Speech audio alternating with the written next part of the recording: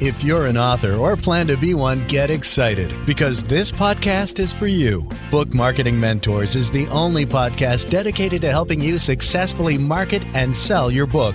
If you're ready for empowering conversations with successful marketing mavens, then grab a coffee or tea and listen in to your host, international best-selling author Susan Friedman. Welcome to Book Marketing Mentors, the weekly podcast where you learn proven strategies, tools, ideas, and tips from the masters. Every week, I introduce you to a marketing master who will share their expertise to help you market and sell more books. Today, my special guest is Danny Bermant. Danny helps coaches and consultants attract clients through joint venture partnerships. Over the past 3 years, he's worked with over 500 joint venture partners, generating over $3 million in revenue through launches, summits, webinars, and other ventures. Known as Captain JV for his networking prowess, Danny has built a network of more than 5,000 contacts across various industries. His passion lies in nurturing relationships and helping businesses and nonprofits form impactful partnerships, all the way from London, England, from a suburb I grew up in. Danny, it's an absolute pleasure to welcome you to the show, and thank you for being this week's guest expert and mentor. Thank you. It's lovely to be here. What a small world. It is, and we didn't know each other when I was growing up, but hey, we're making up for it now, so I'm thrilled. Danny, you specialize in a subject matter that I don't know that our authors know that much about, and I think it's going to be extremely beneficial to learn more about joint venture partnerships. And so let's start at the very beginning, as they say, and get you to tell us what exactly a joint venture partnership is, and then, of course, how it can benefit our authors. A joint venture is where two parties, it could be two individuals, two companies, or a number of companies or organizations, basically decide to pool their resources for the sake of promoting each other. They basically agree to work together because it's going to be much, much easier to attract customers when they are collaborating with another business than doing it on their own. A really good example, imagine if you're a local gymnasium, you're a local gym, and you're looking to bring in a lot more customers. What you might be doing is you might team up with a local Pilates instructor, you might team up with a dietitian, you might team up with a whole lot of other experts who, what you might do is you might suggest that they team up with you where they can offer their classes in your gym. You might offer them a good rate. What happens is that you are offering additional value by offering them in your gym and obviously helping to promote them. They in turn are promoting your gym by being based there, by also promoting any offers you have. And so basically by joining forces to collaborate with another business to promote each other, you're doing much, much better than you would. And it's a lot less work than if you'd be trying to do all of that by yourself. Yeah, and I like that example. And if I think about authors that have published through Aviva Publishing, who have talked about dietary concerns or maybe even exercise or overcoming addiction, if they could collaborate, let's say, with a local gym, maybe give nutrition classes or offer some kind of other resource, it's looking at who can service the kind of clients that you're looking for and how can you get involved with them. Excellent. Moving on from that, saying how can our nonfiction authors find the right joint venture partners to reach their ideal audience? There's a number of ways that you can do that. I think the wonderful thing that's happened over the last few years is that people don't think locally. People now think much more globally. If people think about collaboration, you don't have to go and collaborate or work with local businesses. There are all sorts of people you can be collaborating with online. And by way of example, I'm based over here in the UK, and I have people promoting me who are based in the US, based in Canada, based in Australia. It doesn't really matter. What matters is that there's synergy between what you both offer. And so it opens up incredible possibilities that there are people all over the place that you can work with. Let's talk about some common mistakes that you find that people make when they even start thinking about joint partnerships. The mistake that people make with joint venture partnerships is that actually they're not ready. When people go into joint venture partnerships, they go, great, I want to start collaborating with other people to promote my book. And they go and they maybe do meet other authors, other experts who complement what they do. You might be speaking about diet, but someone else you're collaborating with might be an expert on mental health. So that there's some areas there that override.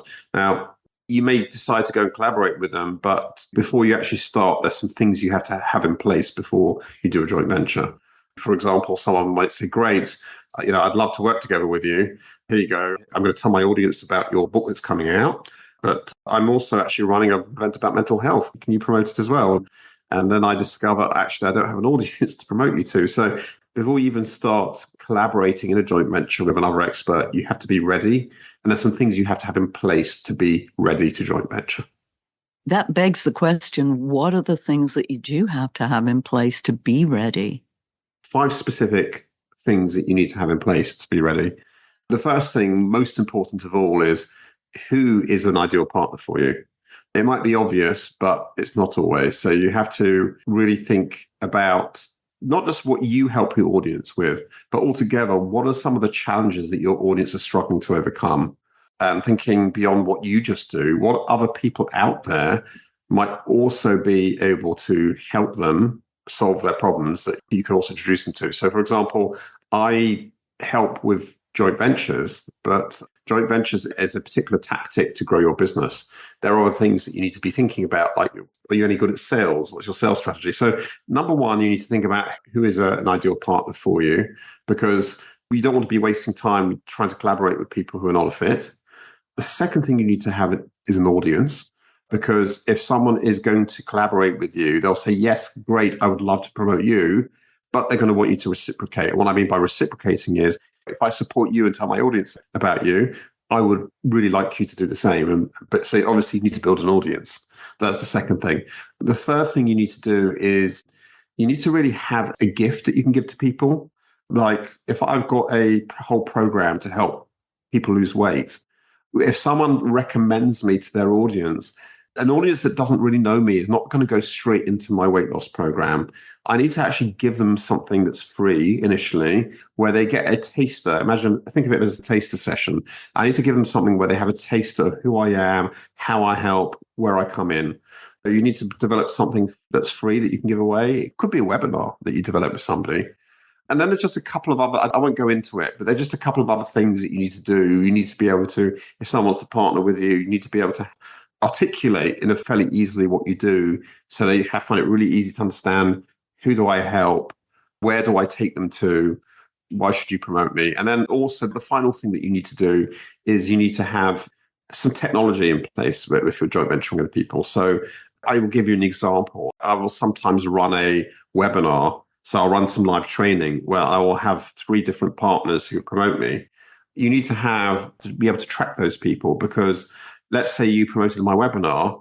I need to be able to tell you, Susan, thank you for promoting me. And I can tell you that 20 people in your audience signed up to my webinar. And of those 20, 3 of them bought into my program. Without tracking them, you're not able to basically give feedback to your partners how they did. You have no idea who's a good partner, who's not a good partner. Obviously, if you track partners and you can see one partner really, their audience really resonate, then obviously you want to work more closely with those people. So there are some basic things that you need to have in place that will make it much easier to partner with other people. Yes, definitely some things to think about to know whether or not you are actually ready for this. The audience is really important, obviously, that you have an audience who you can promote your partner to, and vice versa. I always thought, well, if somebody's got, a 10,000 or more list, that I also had to have that size. But I found out that that's not the case. It's more quality rather than quantity, because I work with a gentleman in Australia and he's got, 10, 15,000 people on his list. And I've got 3,000 or 4,000, but yet he's very interested to work with me because of who my audience is. It's small, but it's sort of mighty and it's very targeted. So if anybody's interested in nonfiction authors, published nonfiction authors, then I've got a good list for them. So I like that.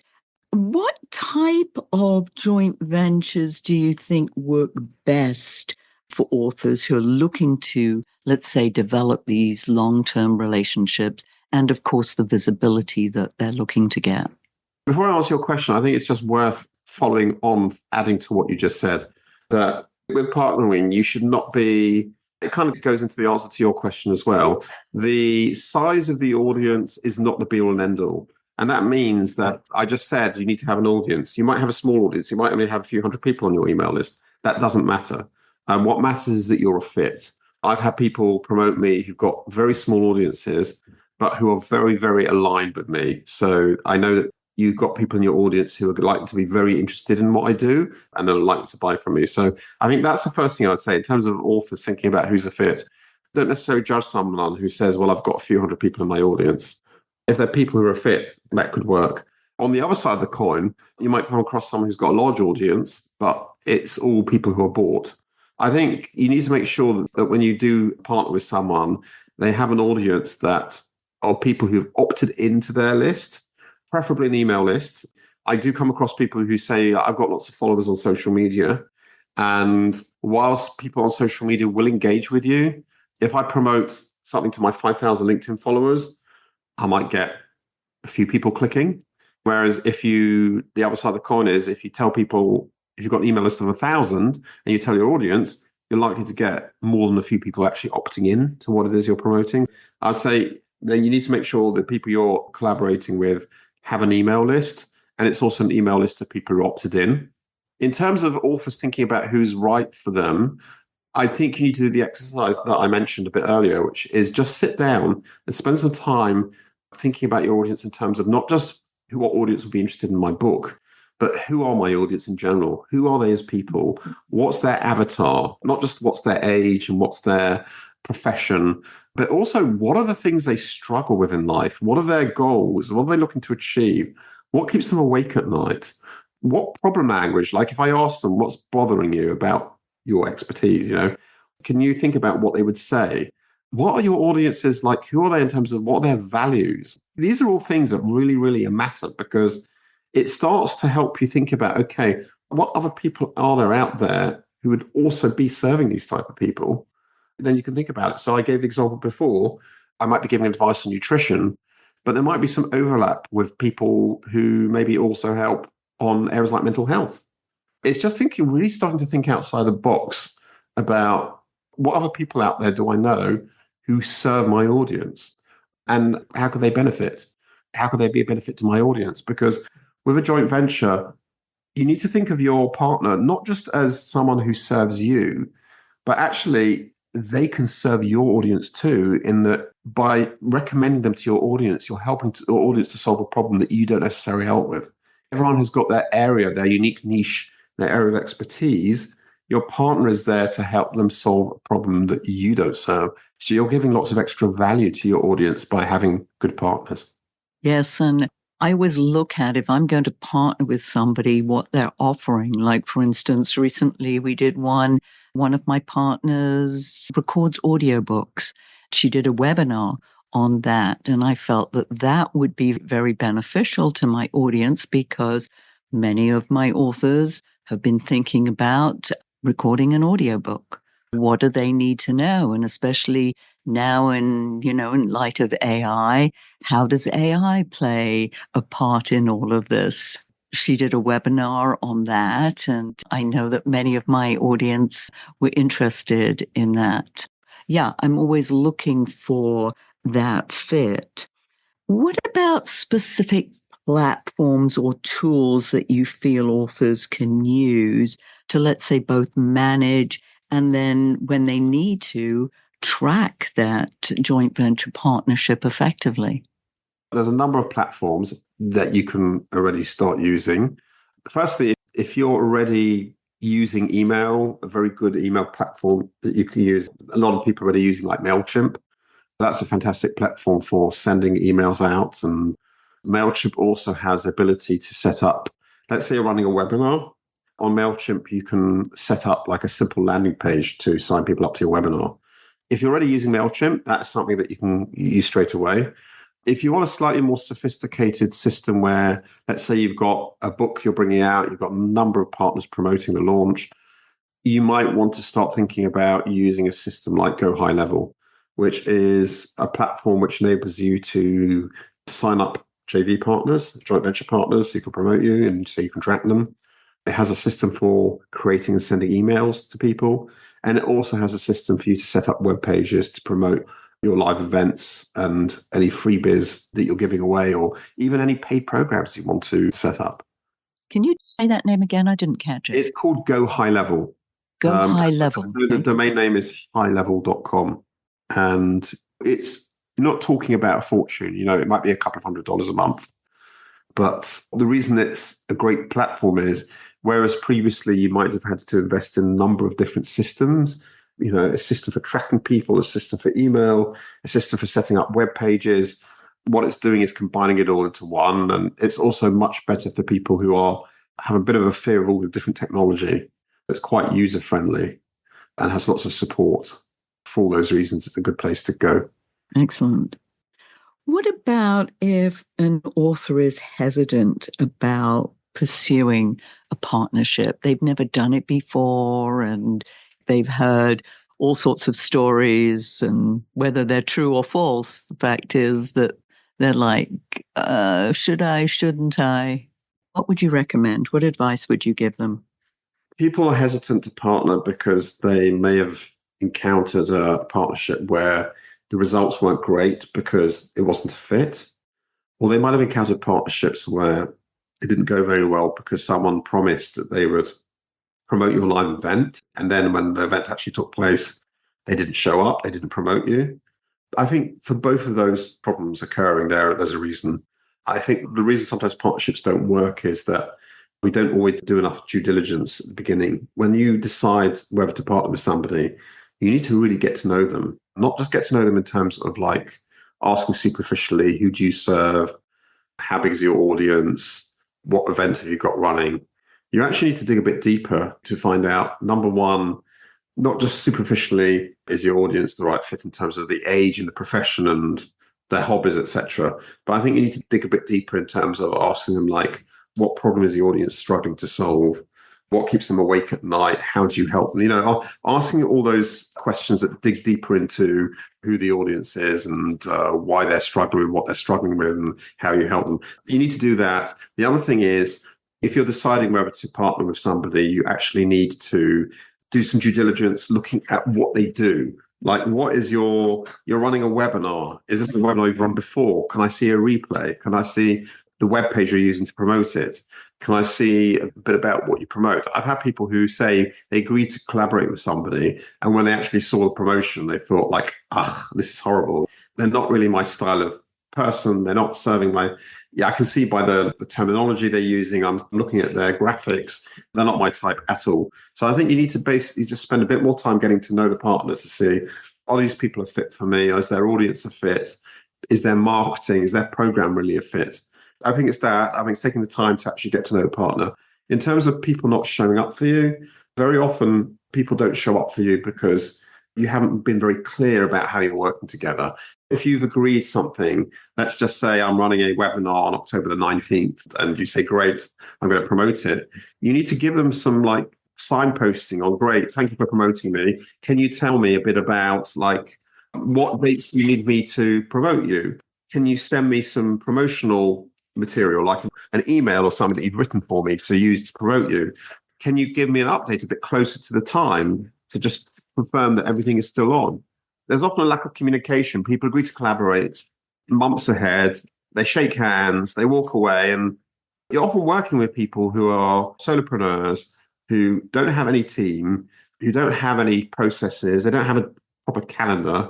And, they agree something with you and they've forgotten about it 5 minutes later. You need to basically, for that reason, if you're deciding to collaborate with somebody, you need to really give them lots of guidance, lots of signposting to make sure that they deliver as promised. If you do that, 95%, if not 99% of the time, it works out. And I know I've made some mistakes in that area, that I've overcommitted. I'm going to promote for this person and that person. And then all of a sudden I realize, oh my goodness, they're all happening at the same time. Now I've made this commitment to help them. And I really don't like to deluge my mail list with different promotions. But once in a while I do, because I've made these commitments and I don't want to renege on them because people are relying on me to do those promotions. I've But it made does that happen. mistake. But it does happen. It does happen where there can be a number of reasons why you agree to promote someone on a particular date and it doesn't no longer works. Like, for example, it may be that you remember you're running some internal launch that week, so all your promotional material is going to be about promoting your own internal stuff. You don't have the bandwidth to promote somebody else.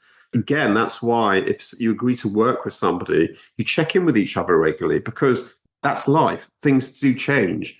By communicating regularly, you can find out in plenty of time about these things happening and then feedback. And I think it's also understanding sometimes stuff does happen and people will drop the ball, but it's understanding that that doesn't necessarily happen because people are being unreliable. It's just that there are going to be circumstances which are unknown that mean that you thought you could support them that week and then you can't. I'd say the other thing is, don't be disheartened by situations where people don't show up for you. There's normally a reason for that. And normally you can agree to do something else together another time that will work. And it's also why when you are collaborating in partnerships, you wouldn't necessarily work with just one person. You'd be working with a number of people. I just completed a launch where my client had about 37 partners supporting her. Out of the 37, there probably were about 3 that didn't show up. But that didn't really hurt us because there were 34 that did. And there always will be people who don't show up because that's just things happen. So that's a great segue, Danny, into telling our audience what you do and how you might be able to help them. I help businesses to basically structure their joint venture partnerships. I work with businesses in 2 ways. I have businesses who don't have the bandwidth to manage joint ventures themselves. So they ask me to come on board and to handle their partnerships. So what I do is I assess what their business is, which partners would be a fit for them. And then from my network, I assemble together about typically 40 to 50 partners that you'll be working with who will both promote you and would be a good fit. So you could collaborate with them again. And so I will, over the course of, say, a year, be basically coordinating a whole range of partnerships where they're promoting you, you're promoting them, where it's a win-win situation. And the clients I work with, partnerships is largely the main way that they get clients. They really like partnerships because unlike, say, a lead that comes from advertising, you've got people who are recommended to you. Someone has actually said, I know Danny Bermant's program. I like it. I value it. I think you should go and visit his website. So people who have come to me are pre-sold, unlike people who come from ads who are cold. So that's the big, big plus of partnerships. They're much warmer. They're much easier to sell to. And the other way that I work with clients is I have people who already, they might have a member of staff who is managing partnerships already. And what I do is I give their team the coaching on the systems and processes they need to have in place to have successful partnerships. Also, some clients I have don't have any contacts and I have a large Rolodex. So I'll also help clients by basically putting them in front of lots of partners that they wouldn't otherwise have any contact with or even know about. And I love that. And thank you. I mean, you've sent people my way and thought that they were good people to be introduced to, and vice versa. I do that for many of my partners. And, I feel as if I'm a resource because there's a lot coming in, but there's also a lot going out. So there's that give and take. Wonderful. Danny, as you know, we always leave our listeners with a golden nugget. What would you like to leave our listeners with? If you want to have great partners, always be the first to offer your services, right? With partnerships, it's about givers gain, right? The people who go out of their way to promote you, they do it because you've also got out of your way to help them. The way to think of it, if you're meeting with somebody you could collaborate with, don't wait for them to put their hand out to help you, right? Start off by basically in the spirit of collaboration, saying to them, listen, I love what you do. I think it's something that my audience would really, really benefit from. What can I do to support you? And when you enter a partnership with that mindset, you'll be surprised at the fact that nearly always those people will then come back to you and say, thank you so much. What can I do to support you? If you are thinking of partnering with someone, try and get away from the kind of transactional mindset of what will you do for me? What will I do for you? But start off just offering to help them, and you are on a much, much surer footing thinking that way. Yes, it really is about being open to giving. As you say, that giver's gain is such a beautiful way of doing business. And I think more and more people are getting into that mindset rather than take, what can I get from you? What will you buy from me? Etc. Yes. So fabulous. Thank you. Danny, thank you so much for sharing your wisdom on this. This is a topic, as I said, we really haven't spent time talking about, and yet I feel that it's got so much value for our listeners. By the way, listeners, if your book isn't selling the way you wanted or expected to, let's you and I jump on a quick call together to brainstorm ways to ramp up those sales, because you've invested a whole lot of time, money, and energy, and it's time you got the return that you were hoping for. Go to bookmarketingbrainstorm.com to schedule your free call. And in the meantime, I hope this powerful interview sparked some ideas you can use to sell more books.